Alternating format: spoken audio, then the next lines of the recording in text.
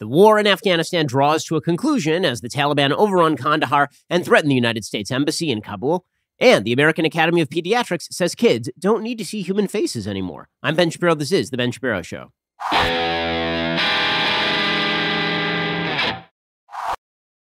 The Ben Shapiro Show is sponsored by ExpressVPN. You have a right to privacy. Defend your rights at expressvpn.com/Ben. We'll get to all the news in just one moment. First, here is your quick reminder that we had a really, really bad inflation report yesterday, and we had a really, really bad inflation report the month before that. Inflation in the United States right now is at like a 20-year high, and the reason for that is because we are blowing out the spending. Now would be an excellent time to diversify at least some of your holdings into a precious metal that has never been worth zero. I'm talking about investing with my friends over at Birch Gold. If you haven't yet reached out to Birch Gold to diversify part of your IRA or 401k into a precious metals IRA, do it today. Text Ben to 474747. Get a free information kit on protecting your savings with gold. I buy my gold from Birch Gold. They have an A+ rating with the Better Business Bureau, countless 5-star reviews, thousands of happy customers. Talk to them, have them help you safeguard your retirement savings. Again, I know the folks at Birch Gold have been working with them for years, and I do, in fact, trust them. The reality is that you can't trust the centralized government of the United States to keep the dollar worth what it is currently worth. In fact, if you had taken the dollar and its value like 40 years ago and then projected it out over the course of time, it would be worth about 15% of what it is worth now. So, yes, the government is in the business of inflating the currency. Text Ben to 474747 to claim your free, no-obligation information kit and speak with the precious metals expert on holding gold and silver in a tax-sheltered account. Again, text Ben to 474747. Protect your savings today. Alrighty, so after 20 long years in Afghanistan, the United States is pulling out. We are not pulling out for a good reason. It would be one thing if there was some actual strategy attached to this, or if the United States were actually achieving some sort of sensible goal. The United States, however, is not doing any of that. The United States is withdrawing from Afghanistan at a time when this is no longer among America's endless wars. In order for a war to be considered endless, you actually have to be in a state of continual warfare. The United States currently has, or did have until Joe Biden announced to withdrawal, 3,500 troops in Afghanistan. The last combat casualties in the United States from American soldiers in Afghanistan was on February 8th, 2020. It is currently August 2021. That is not an active combat zone. You're more likely to be killed as a cop in Chicago than you are to be killed as a combat soldier in Afghanistan if you're an American right now. Okay, but Joe Biden decided he wanted a win. And because he wanted a win, and I don't even know what he thought the win was going to be, we were going to pull out precipitously from Afghanistan. Now, I understand the argument that we were never going to achieve our goal in Afghanistan if our goal was defined as nation building. This was never going to be a thriving democracy. It is literally the most tribal place on earth. There's no history of democracy or liberality or human rights. Those things just were not there until the United States got there. And so the idea that we were going to graft Western institutions onto very inhospitable soil, that always seemed like a bit of a pipe dream. But there is still a rather large-scale American interest in Afghanistan. If you recall why we first went there, we didn't go there to build democracy in Afghanistan. We went there in order to deny al-Qaeda a staging base. And because we had not done that in the 1990s, al-Qaeda used Taliban-occupied Afghanistan as a staging base for 9/11. And having 3,500 troops taking control of the Kandahar Air Force Base, for example, and ensuring that the United States had the ability to send out drone strikes, the ability to work with the Afghan military to stage attacks on terror bases, the ability to train the Afghan military and provide them backup and weaponry if they were going to take on potential threats to the United States. That was always the primary goal. Again, the goal was never primarily to turn Afghanistan into a democracy. The problem is over time, because politicians have a very difficult time just expressing what America's interest is in terms of foreign policy. American politicians tend to speak in high-flown, beautiful terms about the rise of democracy and the rise of human rights and all the rest of this. But if you make that your primary driver, then you do become the world's policeman, and people start to miss why we went into Afghanistan in the first place, which is that al-Qaeda killed 3,000 Americans on 9/11, and we said to the Taliban, turn over Osama bin Laden, and they refused to do so, and so we deposed the dictators there, the Taliban. We replaced them with the Northern Alliance. There was a sort of proto-democracy happening there. In other words, we let our failure with the secondary goal of establishing a thriving democracy in Afghanistan overtake our primary goal, which is to continue to provide a base of operations against terrorists in Afghanistan. And so now we are withdrawing for no discernible purpose at all. And the immediate effect of this, as it was always destined to be, is that the Taliban are rushing right back in and taking over. According to the Associated Press today, the Taliban captured 2 major Afghan cities, the country's second and third largest after Kabul, and a strategic provincial capital on Thursday, further squeezing the embattled government just weeks before the end of the American military mission in Afghanistan. Remember, Joe Biden, for some odd reason, decided that he wanted to withdraw all American troops by September 11th, which I don't even understand the symbolism there. What in the hell is the symbolism there? The symbolism of, here's the group of people who harbored the people who committed 9/11. We're going to pull out on the 20th anniversary of that date and hand the place back to those people. How is that even a symbolic win? Like, who was the constituency for this? You know, it's always been a promise that politicians have made, right? Obama made the promise he was going to withdraw from Afghanistan. Then he increased troops because it turns out being the president comes with seeing the intel reports. And then Donald Trump said he was going to pull out of Afghanistan. And then necessity meant that we had to keep troops in Afghanistan. And then Joe Biden, because he's a dullard, decided we're just going to go ahead with this. And it doesn't matter what comes next, which is completely short-sighted. And I don't even see the political calculus here, because the American people don't tend to care about foreign policy until the heads start coming off, right? That's the point where we care about foreign policy. So America doesn't care about what's going on in Syria, but if the media start blanketing the TV with James Foley being beheaded in Syria, suddenly the American people are deeply concerned about what's happening in Syria. 500,000 civilians can die in Syria, and we won't give a damn. But the minute that an American gets beheaded, suddenly we want our troops on the ground doing something about it, right? If there is tape that comes out of the Yazidis being attacked by ISIS, then all of a sudden we say, why can't we do something about that? See, America is good-hearted, but only in short spurts. So I don't understand what Biden even thinks he is doing here, because you know what the next footage is going to be, and it's going to be of Taliban fighters beheading people. We'll be back in there in 6 months. In fact, as it turns out, we might be back in there inside of 6 hours. The United States is going to have to put thousands of troops on the ground to evacuate the U.S. Embassy in Kabul. According to the Associated Press, the seizure of Kandahar and Herat marks the biggest prizes yet for the Taliban, who have taken 12 of Afghanistan's 34 provincial capitals as part of a week-long blitz. The capture of the city of Ghazni, meanwhile, cuts off a crucial highway linking the Afghan capital, Kabul, with the country's southern provinces, all part of an insurgent push some 20 years after U.S. and NATO troops invaded and ousted the Taliban government. While Kabul itself isn't under direct threat yet, the losses and the battles elsewhere further tighten the grip of a resurgent Taliban, who are estimated to now hold over 2/3 of the country and continue to press their offensive. With security rapidly deteriorating, the United States planned to send in 3,000 troops to help evacuate some personnel from the U.S. Embassy in Kabul. So just to get this straight, we are withdrawing 3,500 troops so that we can send back in 3,000 troops to evacuate the U.S. Embassy in Kabul. And then, when the videos hit the TV of all the women being lined up and shot by the Taliban, which is undoubtedly the next thing that is going to hit your TV, then presumably we'll be sending in another 3,000 troops again. This is just a replay of Barack Obama's decision that we were going to pull all troops out of Iraq, and then ISIS took over, and voila, we were back in Iraq. It turns out that when the United States ends a war, our opponents don't. That is not how wars typically end. If you declare that you have lost, your opponent simply fills the vacuum. According to the Associated Press, thousands of Afghans have fled their homes amid fears the Taliban will again impose a brutal repressive government, all but eliminating women's rights and conducting public amputations, stonings, and executions. Peace talks in Qatar remain stalled, though diplomats met throughout the day. The latest U.S. military intelligence assessment suggests Kabul could come under insurgent pressure within 30 days, and that if current trends hold, the Taliban could gain full control of the country within a few months. The Afghan government may eventually be forced to pull back to defend the capital and just a few other cities in the coming days if the Taliban keep up their momentum.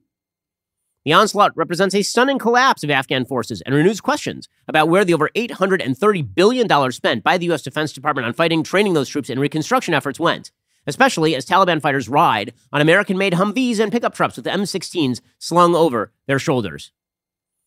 Just delightful, delightful stuff. Afghan lawmaker Samin Barkhazai announced the city's fall, saying some officials there had escaped. Witnesses described seeing Taliban fighters once detained at Herat's prison, now moving freely on the streets.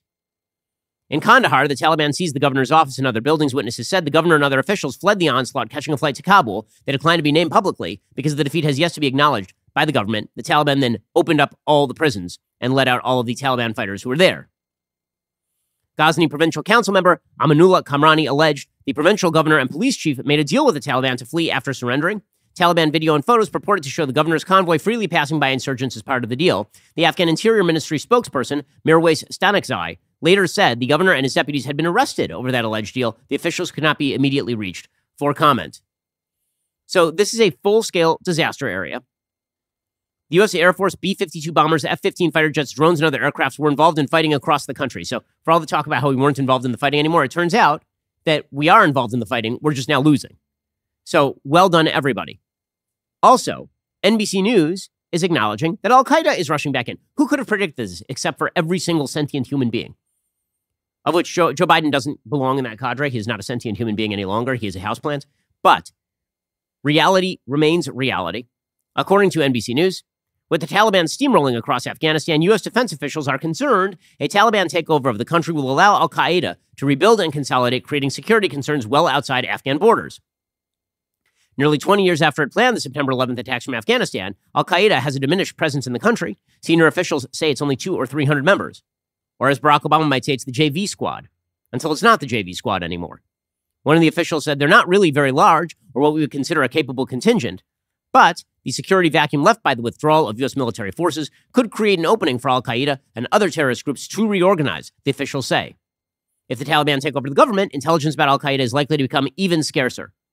And while the U.S. will still maintain authority to strike al-Qaeda targets in Afghanistan, there's no U.S. presence on the ground, no Air Force base, which means we have to use neighboring countries to base our Air Force if we decide that we want to launch some strikes. According to Marine General Frank McKenzie, he said, what we're here to do is prevent al-Qaeda and ISIS from being able to reconstitute in the ungoverned spaces, generally of eastern Afghanistan, and be able to plot attacks against our homeland. That threat is still here today. He says, if the pressure comes off, I believe they're going to regenerate. I think it's only a matter of time before we see them assert themselves and begin to plan attacks against our homeland. And of course, that would be the predictable result. Remember, September 11th was the outgrowth of the United States' unwillingness to take on al-Qaeda after the USS Cole bombing, after the bombings of the American embassies in Kenya and Tanzania. You remember that Osama bin Laden specifically said that the United States was a paper tiger. And so the idea was that he had hit us over and over and over again. We hadn't done anything, so obviously we wouldn't do anything if he hit our towers and if he hit the Pentagon. And then we kind of shocked him because we actually did quite a lot. But it turns out that when you surrender territory to some of the worst people on earth, they don't take that as you just want peace. They take that as you are weak and you are foolish, and then they come after you. There's this sort of wishful thinking that goes into so much of our foreign policy these days, that if we just do the things that we want to do, everybody else will just fall into line. That is crazy. By the way, the chances right now that the United States Embassy ends up falling to the Taliban, really, really high. Maybe we avoid the sort of insane imagery of the fall of Saigon, where people are attempting to climb onto helicopters, but that will only be because we station 3,000 Marines outside the U.S. Embassy while we evacuate the place, and then we leave an empty building for the Taliban to dance inside of. Joe Biden says, you won't see us helicoptering people off roofs. Well, I have a feeling that we're going to see something very similar. Do you see any parallels between this withdrawal and what happened in Vietnam with some people feeling... None whatsoever. Zero. What you had entire brigades breaking through the gates of our embassy. 6, if I'm not mistaken. The Taliban is not the North Vietnamese army. They're not remotely comparable in terms of capability. There's going to be no circumstance where you see people being lifted off the roof of a embassy of the United States from Afghanistan. It is not at all comparable. It is extremely comparable. What do you mean they don't have the same capabilities? You mean the capabilities that Ho Chi Minh's army had when they invaded South Vietnam and then took the capital? You mean exactly the same thing that the Taliban are doing exactly right now? In what sense is this any different? Like, really, is there any difference at all? It's exactly the same thing. We were achieving many of our objectives in Afghanistan, mainly the objective to maintain a base of operations with which to fight terrorism, just as we had achieved many of our objectives in South Vietnam. And then political actors decided that surrender was preferable to any form of success, and so they just pulled out precipitously while proclaiming victory. It's insane. By the way, Taliban fighters are apparently executing surrendering troops, so things are already going fantastically well over there. We'll get to that in just 1 second. First, let's talk about the simple fact that it can be overwhelming to perform at your best as you age. You got career and family, staying in shape. Life can be very stressful. You start to slow down. You're not present when you want to be. To perform at your best physically and mentally, you can't let age beat you, and that's where M-Drive can help. M-Drive is the daily supplement for driven men who don't want to slow down, who refuse to be tired every day and want to be the best at what they do. It's packed with clinically tested ingredients that support healthy testosterone levels while helping you lose weight and stay lean. Added vitamins and nutrients reduce stress and boost your drive so you can perform at your best. Find it at Walgreens and other retailers today, or visit mdrive4men.com. Get 20% off your first order with promo code BEN. They have free shipping and a 60-day money-back guarantee, so you have nothing to lose. M-Drive. It's not for everyone. It's for the driven. M, that's the letter M, drive4men.com. Promo code BEN if that energy level is starting to wane. And frankly, as you get older, it's just going to. You should try M-Drive for Men. They've got the free shipping, the 60-day money-back guarantee. So really, give it a try and see if it works for you. mdriveformen.com. Get 20% off your very first order with promo code BEN today. Okay, so the Taliban, of course, are doing what the Taliban do, and they're already executing everyone they come across. According to ABC News, as Taliban forces advance on more provincial capitals, the U.S. is warning that its fighters are committing atrocities that could amount to war crimes. The State Department will also begin reducing its staff levels at the U.S. Embassy in Kabul due to the evolving security situation. Wait, I was just informed by Joe Biden there wouldn't be anything like the fall of Saigon, that it wouldn't be the invasion of the U.S. Embassy and helicopters flying off the roof. And yet here I'm finding out that the State Department is saying that they're reducing their staff levels at the U.S. Embassy in Kabul because of the quote-unquote evolving security situation, which is a nice euphemistic way of saying because we are deliberately abandoning the country. To facilitate this decision, the Pentagon will temporarily deploy additional personnel to Hamid Karzai International Airport. The U.S. Embassy in Kabul has also urged Americans to evacuate Afghanistan immediately. So get out right now. So yeah, this sounds pretty much kind of like Saigon, guys. Not seeing a whole hell of a lot of distinctions here. The only distinction is that Afghanistan is a landlocked country, so you're not going to see the boat people. But that's about it. Meaning there's no place for a lot of these folks to go. The capital could fall into Taliban hands in a matter of weeks. A military analysis said the city could be isolated in the next 30 to 60 days, be captured in 90 days. But now that seems like an outside timeline because the Taliban are just running roughshod across the country. The Taliban are denying reports its fighters are executing Afghan troops, but the U.S. Embassy said on Thursday it was hearing additional reports of Taliban executions of surrendering Afghan troops. They said they were deeply disturbing and could constitute war crimes. Well, I mean, if they constitute war crimes, I guess we'll have to do something about that. Like nothing. Like I don't even understand what you're talking about at this point. If Joe Biden has said there are no conditions under which we go back in or insert troops or anything like that. So you mouthing off and writing angry letters to the Taliban is likely to accomplish precisely zero, except to make you look like an idiot, which is exactly what Joe Biden looks like today. The Taliban have also detained, quote, several members of the Afghan government, including both civilian leaders and officers in the Afghan National Defense and Security Forces in several locations. God, we are just the worst allies. Seriously. Like, all the people who worked with us are going to get shot. They're going to get shot in the head in the public square, and Joe Biden is just going to go, eh. And that was unnecessary. Because, again, zero combat deaths in the United States from American troops, zero combat deaths since February of 2020. Okay, it's one thing to make the argument we need to pull out of Afghanistan because the costs are too high in 2011. It is another thing to say that when you are talking about zero combat deaths, most of the fighting, by the way, being done by civilian contractors who are getting paid for the privilege. Okay, I don't even know how, with a straight face, the U.S. Embassy under Joe Biden or the State Department can talk about human rights violations by the Taliban like they're going to do a damn thing about it. They're not going to. I don't know why America's allies would trust us. Like, this is the real takeaway. The takeaway is, if you're an American ally, do you feel comfortable right now relying on America's ability to back you up? Do you?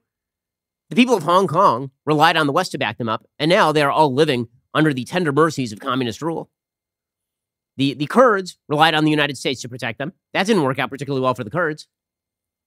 The Afghans relied on the United States to ally with them in order to overthrow the Taliban. And now all those people are going to get shot in the head, and all the women are going to cram back into burqas and acid thrown on their faces and all the rest.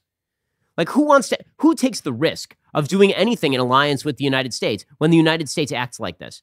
Isn't it more likely that countries, in order to preserve themselves, are simply going to start cutting deals with, for example, the Chinese? Isn't that more likely the case? Like, if you're a country in the middle, let's say you're a country, a European country, and the United States says, listen, China is a rising threat. China's aggressive.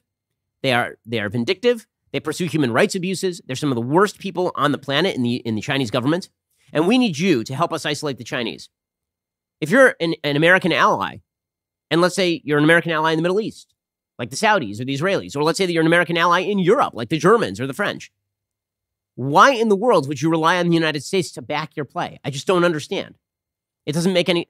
If you wish, the United States has to be credible in two ways. It has to have credible threats, and it also has to have credible commitments. And we don't have credible threats at this point, and we also don't have credible commitments at this point.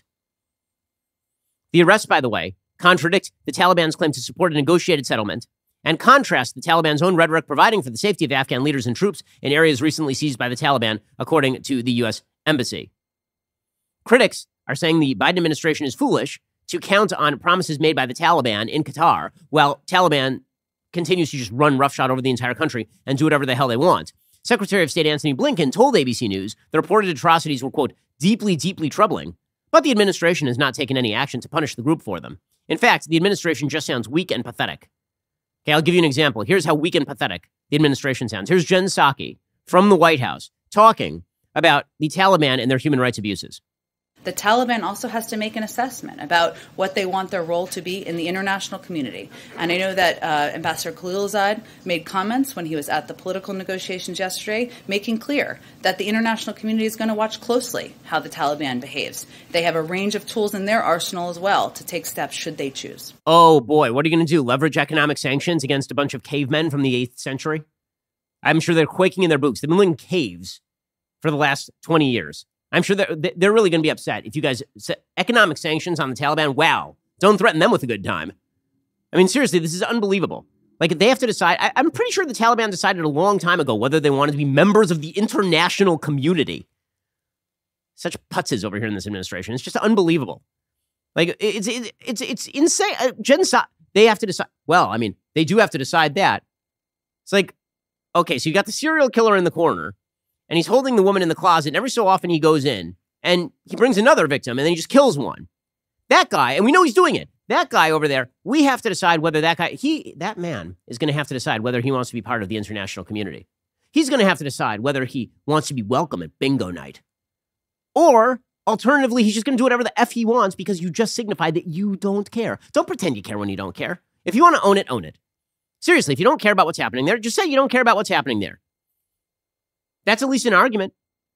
But they want it both ways, of course. Okay, the CBS, even the members of the media are saying this. This is part that drives me up a wall. The members of the media who spent they spent 8 years under George W. Bush and then 4 years under Donald Trump talking about how we desperately needed to pull out from Afghanistan. And then Biden does it. And then the media are like, well, I hate that the consequences here are terrible.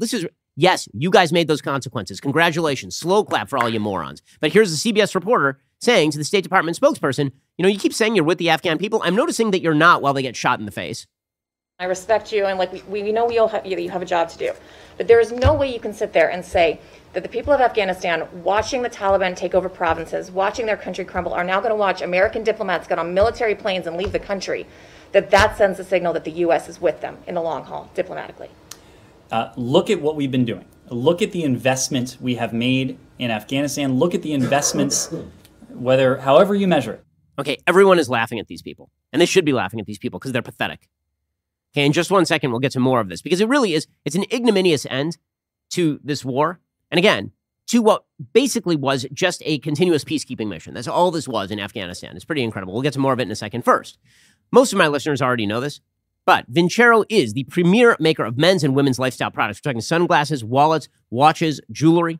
A great-looking watch is a must. So I'm a luxury watch guy. But here's the thing. Most people can't afford to drop like $7-8 grand on a luxury watch. Instead, you want a watch that's not going to cost you a fortune, but looks like it should cost you a bunch of money. And that's where Vincero comes in. Vincero is loved by some of your favorite entrepreneurs, commentators, and hosts like me. I love my Vincero products. I've given Vincero products to pretty much every member of my family to make great birthday gifts.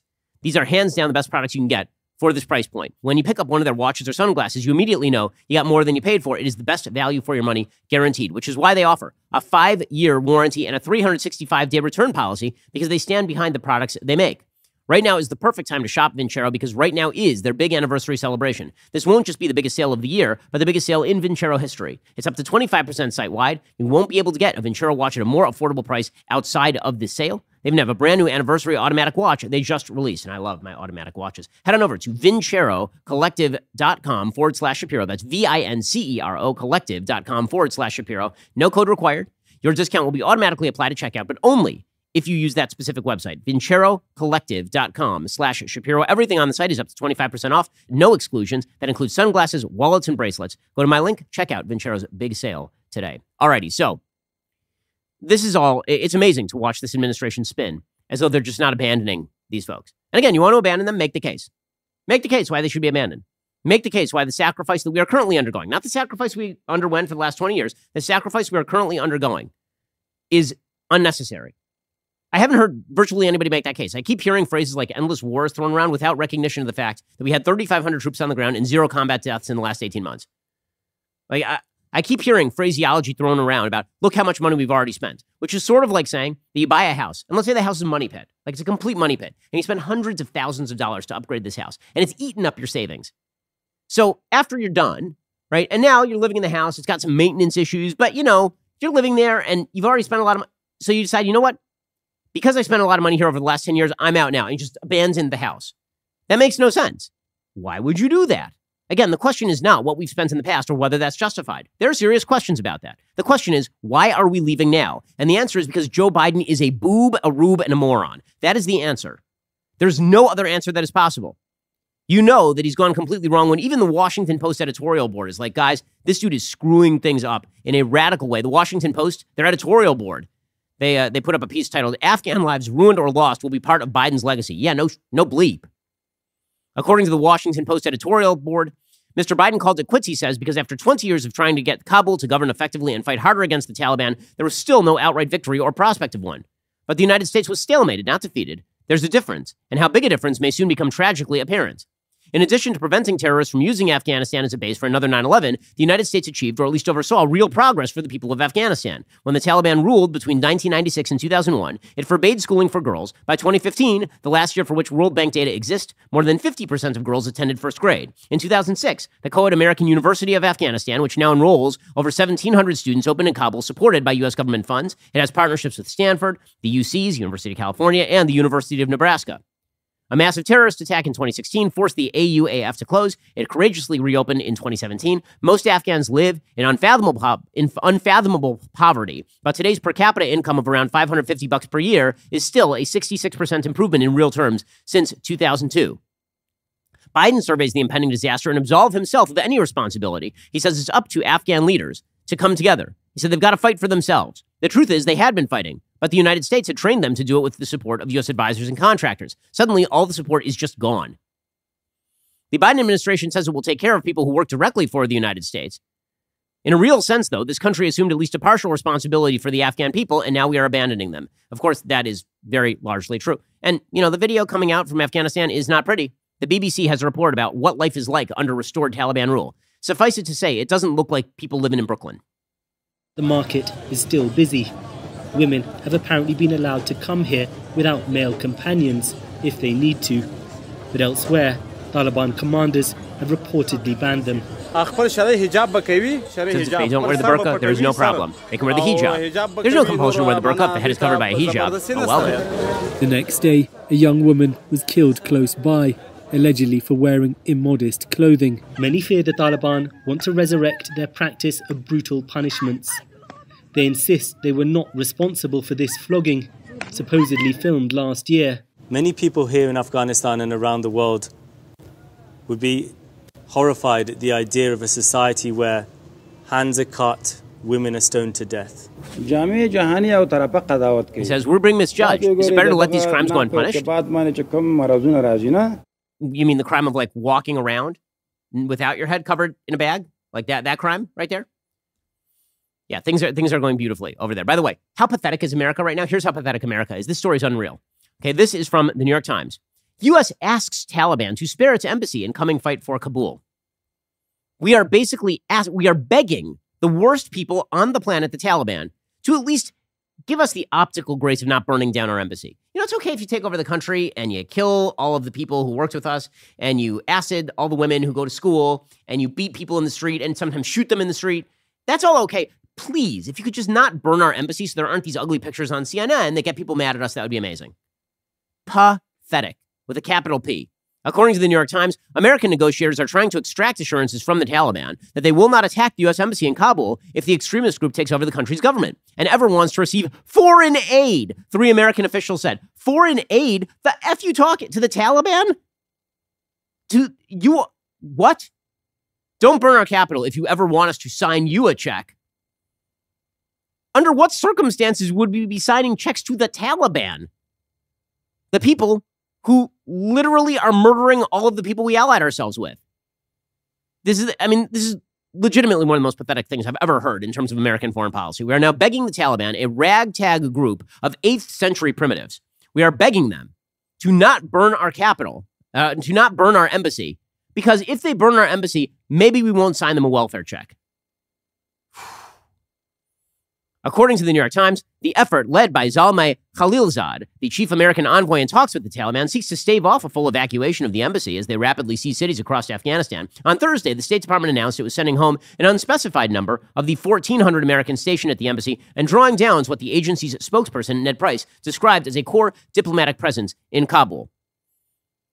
By the way, the Pentagon spokesperson announcing this thing, I mean, this is just, it's pathetic. It's pathetic footage. And I will say that America's response to all of this, to the insanity of what's going on, is even more pathetic. The U.S. Embassy put out a statement about the detention by the Taliban of members of the Afghan government. Here is the statement put out by the Embassy of the United States of America, the most powerful country in the history of the world, again, to a bunch of ragtag cavemen from the 8th century. Quote, the U.S. Embassy in Afghanistan condemns detention of Afghan officials. We strongly condemn the unlawful arrest of several members of the Afghan government, including both civilian leaders and officers of the Afghan National Defense and Security Forces. Credible sources indicate that the Taliban have detained provincial government officials and members of the Afghan police in several locations. These actions are unacceptable, and they contradict the Taliban's claim to support a negotiated settlement in the ongoing Doha peace process. The actions also contrast the Taliban's own rhetoric, providing for the safety of Afghan leaders and troops in areas recently seized by the Taliban. We're urging the immediate release of all Afghan government officials detained by the Taliban, and we are calling on the Taliban to fully and earnestly engage in negotiations that end the suffering of the Afghan people and pave the way for an inclusive political settlement that benefits all Afghans. That's going to work, guys. Way to man up there. That's totally going to work. You mean a weakly and vaguely worded you're urging the Taliban to not execute the people they oppose? Well, then, I mean, that radically changed. Until then, the Taliban were just like, we're going to do whatever the hell we want and execute all of our enemies. But now that you put out a statement urging them not to do so for the sake of miscongeniality-esque world peace, that's going to change the math on the ground. Nobody ever asked them to be nice before. Now that somebody's asked them to be nice, I think that'll change everything. Again, there are no words for how pathetic this is. And remember, the people who are currently dancing in the offices of the governor of Kashmir not only lack rhythm, they lack a basic sense of civilization and human decency. These are the worst people on earth. There's some video that emerged from Afghanistan of Taliban fighters dancing around. Honestly, they have even worse rhythm than I do, which is saying an awful lot. Here's some of that footage. Yeah,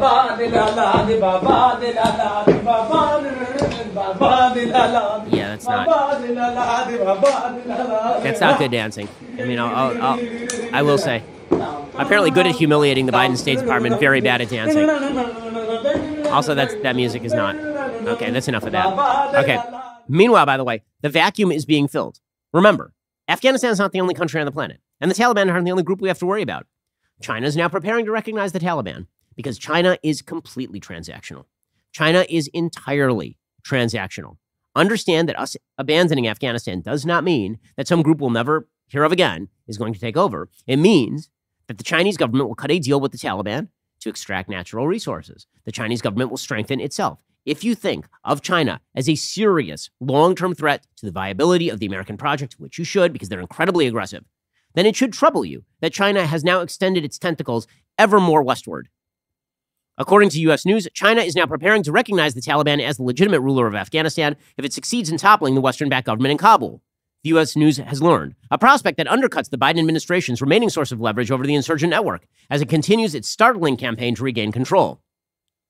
Beijing has publicly pressured the Taliban to continue working toward a peace agreement, an outcome China appears to genuinely prefer and one the U.S. has pressed with growing urgency, but new Chinese military and intelligence assessments of the realities on the ground have prompted leaders in the Chinese Communist Party to prepare to formalize their relationship with the insurgent network, according to multiple U.S. and foreign intelligence sources familiar with the Chinese assessments. So while the Biden administration's like, guys, please don't burn our embassy because we might not send you foreign aid, China's like, if you burn their embassy, you're still going to get foreign aid, guys. We're going to be your friends. Okay, China does not care with whom they make a deal. They don't care about the human rights of the people with whom they make a deal because they're a human rights violator themselves. They are a tyrannical overlordship, and they are a real threat to American interests globally. Isolationism is not a solution to your opponents wanting to expand their power. If the Taliban want to claim international legitimacy, these actions will not get them the legitimacy they seek, said White House spokeswoman Jen Psaki.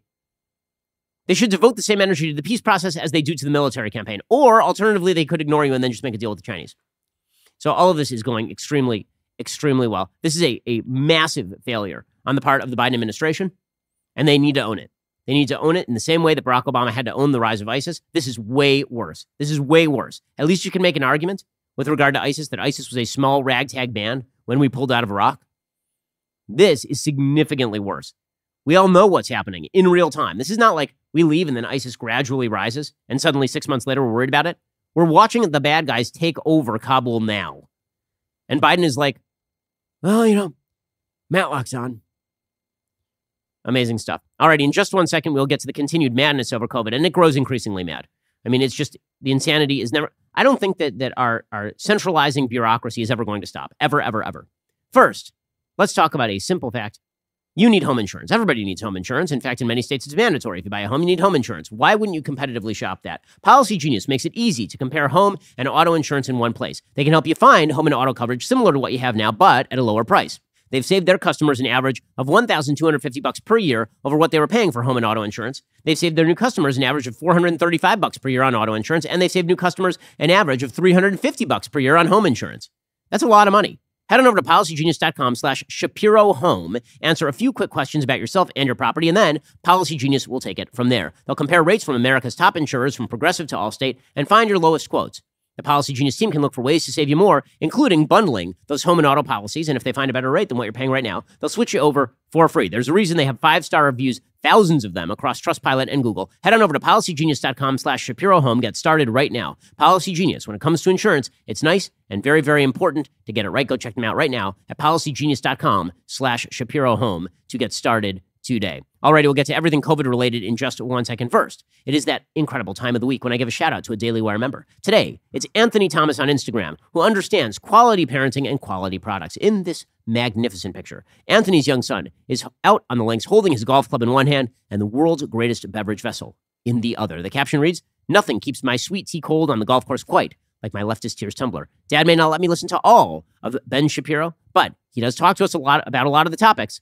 And that's some good dadding right there. Thanks for the pick, and thanks for being a Daily Wire member.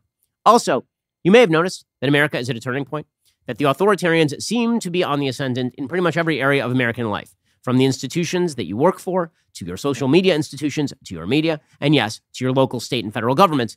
My book, The Authoritarian Moment, breaks it all down for you and tells you how to fight back. It is a massive national bestseller. Thank you. I appreciate that. If you've already bought the book, if you have not, you're missing out. Go check it out right now. The Authoritarian Moment is now available at Amazon, Barnes & Noble, or any other major bookseller. Go get your copy right now. Leave a 5-star review if you like what you read. Other things happening. Well, you know Candace Owens. You love Candace Owens. But right now, she's opening her studio to one lucky VIP winner. This is like Willy Wonka and the golden ticket right here. If you sign up right now as a Daily Wire member with code VIP, you'll get 25% off your new membership and be automatically entered for a chance to win a trip for two, you and a guest, to the Daily Wire studios to see Candace live. You're not only going to meet Candace, you'll get an inside look at her studio, you'll get front row seats to watch her take down leftists live and in action on her talk show, Candace. So get a great deal on a new Daily Wire membership at dailywire.com/subscribe with code VIP and 25% off. So you can automatically be entered for a chance to win the VIP experience. Also, we have a new product out. You know about it. You love it. It's Morning Wire. It's our daily news podcast. It's been topping the Apple and Spotify charts since its recent release. It is conservative-oriented. It is short. It is fast. It gets you all the news that you need to know, and it's honest. With Editor-in-Chief John Bickley, my personal pick to replace me as Editor-in-Chief of Daily Wire, and co-host Georgia Howe, Morning Wire will wake you up with the latest developments in politics, sports, culture, and education, all with a heavy emphasis on the facts in 15 bite-sized minutes, perfect for your daily commute. So again, subscribe and listen to Morning Wire on Apple Podcasts, Spotify, and everywhere you listen to podcasts so you don't miss a beat. If you like what you hear, leave a 5-star review. Tell the podcast platforms conservative news belongs at #1 on the charts. You are listening to the largest, fastest-growing conservative podcast and radio show in the nation.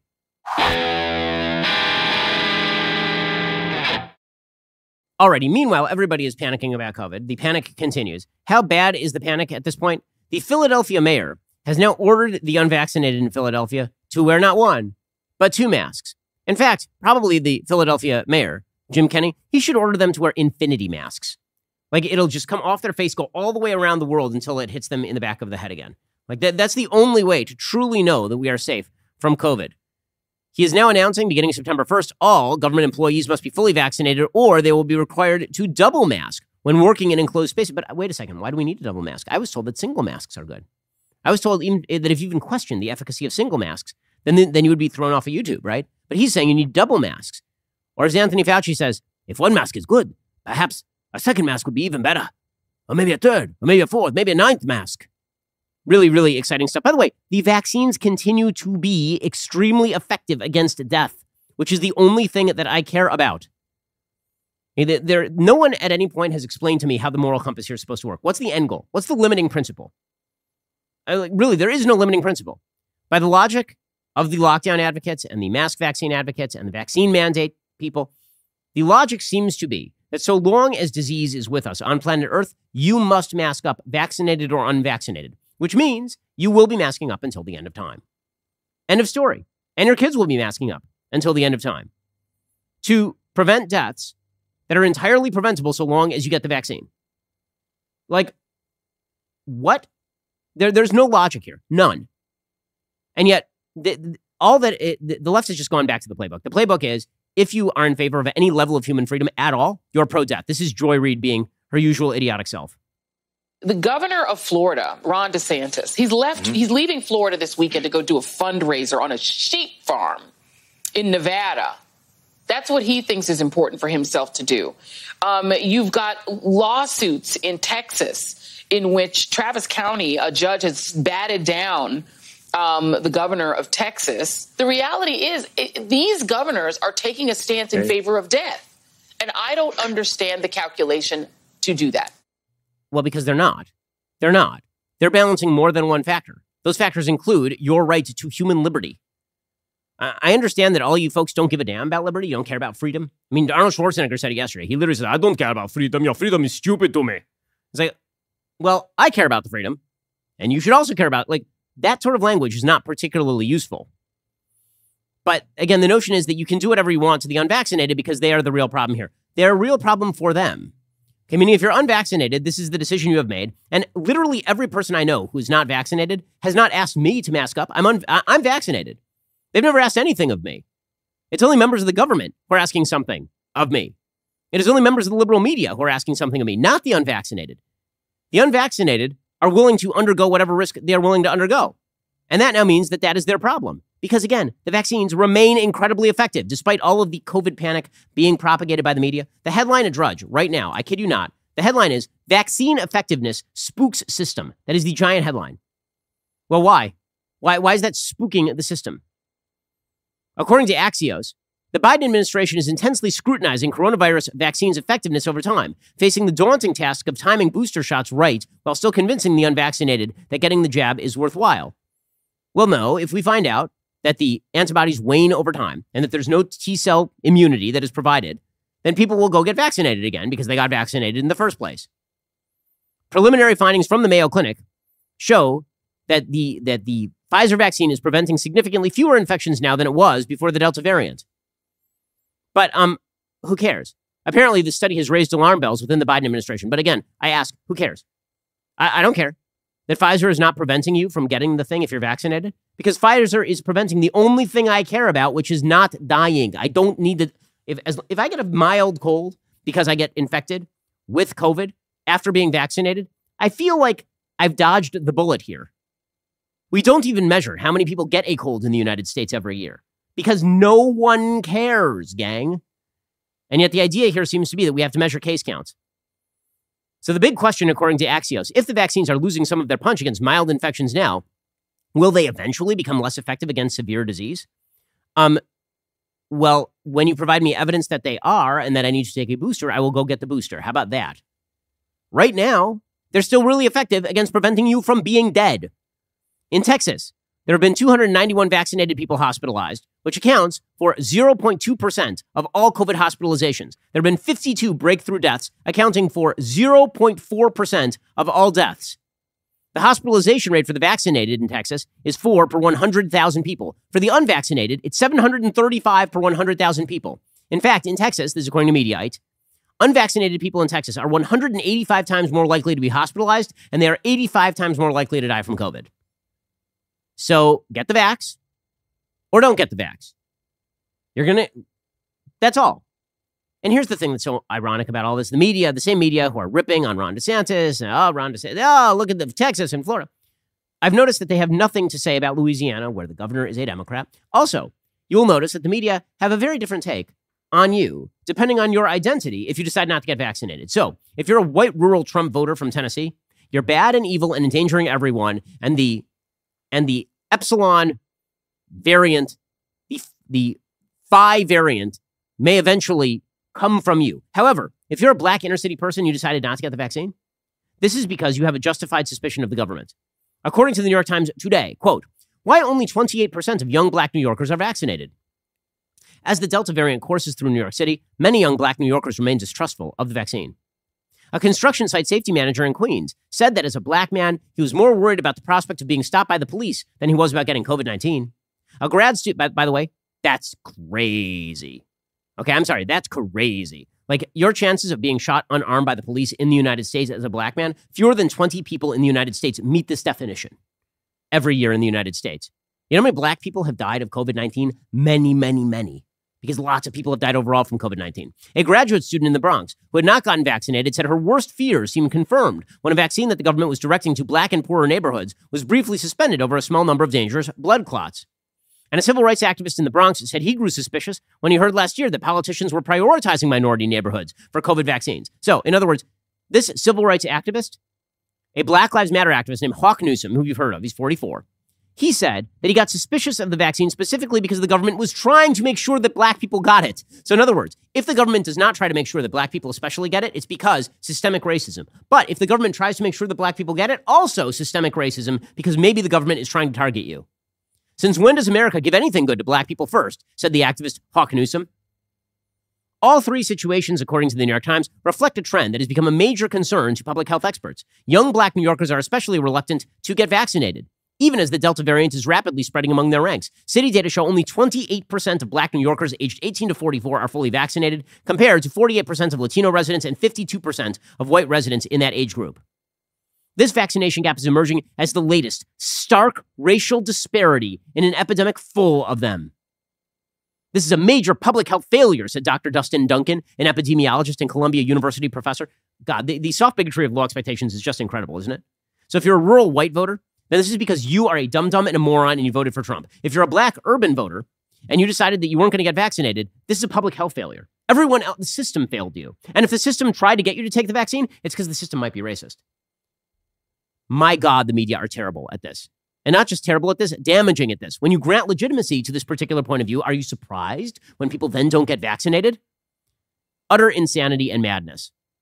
By the way, you want to talk about utter insanity and madness? The American Academy of Pediatrics just put out a statement saying that children do not need to study faces. I'm not kidding you. They put out a statement saying babies and young children study faces. So you may worry that having masked caregivers would harm children's language development. There are no studies to support this concern. Young children will use other clues like gestures and tone of voice. That's nuts. Okay, that is so unrooted. There are no studies to support that? Oh, you mean we haven't had any longitudinal studies about children not looking at faces because that's torturing children? Because that would basically be an illegal study? Like if you were to take a subgroup of children and be like, half of these babies get to look at human faces talking. Half of these babies will be deprived of looking at human faces for a year. That literally would not be allowed. Okay, that would be violative of research protocols because it would damage babies. One of the problems with autism is that people cannot read facial expressions. Okay, teaching kids not to be able to read facial expressions is the height of idiocy. This is ridiculous. One of the things that kids learn first is how to mirror facial expressions. You see this even in primates. The way that baby primates operate is they mirror the facial expressions of older primates. Of course it's damaging. Of course it is. I remember my wife doing actual research on this when she worked in a neuroscience lab between the time she went to college and the time she went to medical school. She worked in a neuroscience lab with a rather famous professor who's doing studies on this sort of stuff. Yes, it makes a difference that children look at human faces. This is insane. You're just, now the AAP, the American Academy of Pediatrics, is saying, screw the kids. Kids don't need to see faces because we have to continue to push this nonsense that all children need to mask up based on precisely zero substantiated studies at this point. Like, this is crazy. By the way, here's a piece from Fortune.com. As Delta infection spiked, COVID cases in schools actually fell. A lesson from England. For parents wary of sending their kids off to school, here's a rare bit of comforting data. Fewer than 1 in 100 school students and staff in England tested positive for COVID-19 in June. The capper, there was no mask mandate in the schools at the time. That wasn't just a noticeable drop from last autumn. It also came as Delta variant cases were peaking not just across England, but the whole of the UK. An estimated 0.27% of elementary school students, 0.42% of middle to high school students, and 0.27% of teachers tested positive for COVID-19 between June 14th and July 6th. This is compared with autumn 2020, when around 1% of elementary school students and staff tested positive, while 1.22% of high school students and 1.64% of staff tested positive. Okay, so why? So they say maybe there was additional testing at the schools. Or maybe there's just no evidence to back this sort of stuff. By the way, there are plenty of studies showing that face masks impair how we read emotions. There's one, particularly from Frontiers in Psychology. It cites 65 other studies talking about how people need to see faces in order to interpret emotions. This is perfectly obvious. But we live in such an illogical, stupid society that things that we've accepted as writ for literally all of human existence are now we're being asked to defend them. It's like, well, can you explain to me why looking at human faces is good for you? Can you explain to me why we shouldn't all just be walking around in a burqa? I mean, what's the problem? It'll protect you from the virus, and also you'll be abiding by Taliban-like fundamentalist law. Like what? You'll be hitting so many green check marks for yourself. Like we all understand that not wearing a mask is a good thing. The fact that we're being asked to defend this on the basis of like really, really shoddy public data is completely crazy. It's just completely crazy at this point. Alrighty. Well, we have reached the end of this week, but we will be back here next week for much, much more. I'm Ben Shapiro. This is The Ben Shapiro Show. If you enjoyed this episode, don't forget to subscribe. And if you want to help spread the word, please give us a 5-star review and tell your friends to subscribe too. We're available on Apple Podcasts, Spotify, and wherever you listen to podcasts. Also, be sure to check out the other Daily Wire podcasts, including The Andrew Klavan Show, The Michael Knowles Show, and The Matt Walsh Show. Thanks for listening. The Ben Shapiro Show is produced by Elliot Feld. Executive producer, Jeremy Boring. Our supervising producer is Mathis Glover. Production manager, Pavel Wydowski. Associate producer, Bradford Carrington. Post-producer, Justin Barber. The show is edited by Adam Sayevitz. Audio is mixed by Mike Coromina. Hair and makeup is by Fabiola Cristina. Production assistant, Jessica Kranz. The Ben Shapiro Show is a Daily Wire production. Copyright, Daily Wire 2021. John Bickley here, Daily Wire Editor-in-Chief. Wake up every morning with our new show, Morning Wire. On today's episode, a battle over mask mandates erupts in Texas, Oregon schools make big changes over alleged racism, and a Hollywood Me Too group is caught up in a Me Too scandal. Join us and get the facts first on the news you need to know with our show, Morning Wire.